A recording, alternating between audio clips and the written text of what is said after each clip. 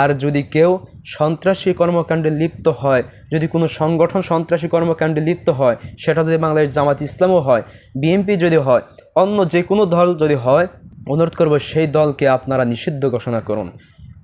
সন্ত্রাসী কোনো সংগঠন, কোনো রাজনৈতিক সংগঠনের তাল বাহানা নিয়ে বাংলাদেশের ময়দানে বাংলাদেশে যেন তারা মাথা জাগাতে না পারে, সেই জন্য সজাগ দৃষ্টি রাখুন। সুপ্রিয় বন্ধুগণ, যারাই কোরআনুল কারীমকে পোড়ালেন, জামাত ইসলামীর অফিসে হামলা করলেন, অফিস ভাঙচুর করলেন, তাদেরকে বলে দিতে চাই, কোনো বৈধ মায়ের বৈধ সন্তান এরকম কাজ করতে পারে না।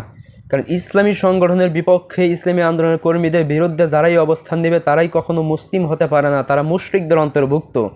আর যারাই আল্লাহর কোরআনকে পুড়িয়েছেন তারা তাদের কপালকে পুড়িয়েছেন। যারা আল্লাহর কোরআনুল কারীমের মধ্যে হাত দিয়েছেন, কোরআনুল কারীমের মধ্যে আগুন লাগিয়েছেন, তাদের হাত আল্লাহ রাব্বুল আলামিন পুড়িয়ে দিবেন। যারাই যেই পায়ের উপর ভর করে আল্লাহর কোরআনুল কারীমকে আগুন লাগিয়েছেন, ওই পা আল্লাহ রাব্বুল আলামিন লুলা করে দিবেন, তাদের প্রতি আল্লাহ রাব্বুল আলামিন গজব নাজিল করবেন। যারাই এরকম সন্ত্রাসী কর্মকাণ্ড করেছেন তাদের বিষয়ে আল্লাহ রাব্বুল আলামিন বলছেন, উতুল্লিম বা'দা যালিকা জানিম, তারা নিঃসন্দেহে অবৈধ মায়ের অবৈধ সন্তান, জারজ সন্তান। কোনো বৈধ মায়ের বৈধ সন্তান কোরআনুল কারীমের মধ্যে হাত দিতে পারে না।